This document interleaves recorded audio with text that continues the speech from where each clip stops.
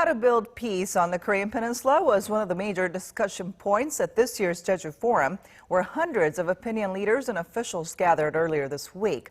But the notion of a peace regime needs clarification, according to our Oh Soo-young, who sat down with experts on this issue. Establishing lasting peace on the Korean Peninsula was one of the agreements made between US President Donald Trump and Kim Jong-un earlier this month. But building this so-called peace regime may be easier said than done, according to experts at South Korea's Jeju Forum, who believe the term is still vague. A peace regime, I think that suggests maybe some kind of greater role for China and the United States to make sure that the two Koreas are sort of demobilizing, maybe in sync or something like that.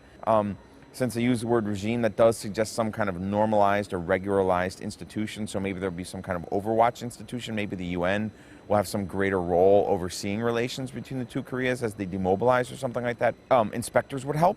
So if both sides are going to retrench from the demilitarized zone, maybe inspectors can check either side to see that the North Koreans have in fact removed artillery, that we have in fact moved back. Some kind of deal on the NLL, the Northern Limit Line, in the Yellow Sea, that would probably be pretty good too, right? Because that's where you've had clashes in the past. There's a lot of unresolved claims.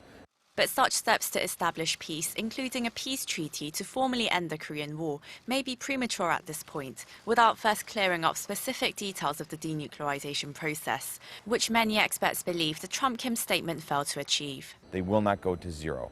They will not go completely to zero. We can probably get some cuts or caps in nukes and missiles, and I think we should try to bargain for that, and I think that should be one of the things that we exchange for a peace treaty. If the demand is what the Americans have said, CVID, where the North Koreans give up everything, if the demand is they go completely to zero before a peace treaty, that will never happen and you will never have a peace treaty. The normalization of North Korea, if that is where we are going, will have to take place with some kind of North Korean nuclear weapon.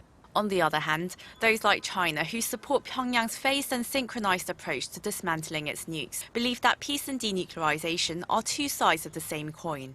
I think that China concern is especially how to build up the peace regime, what kind of peace regime, what kind of security guarantee, what kind of international verification and inspection. All must have China's rules to play. And if the United States is very reluctant to provide normal diplomatic relation with North Korea or provide with other powers some security guarantee, I think that you cannot expect North Korea will answer North Korea's question of accountability. So this is a very complicated, connected issue.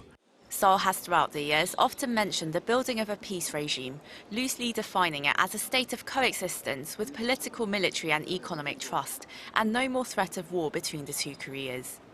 But turning theory into practice requires clarification of what the goals are and which parties will be involved. Oh Soo-young, Arirang News, Jeju.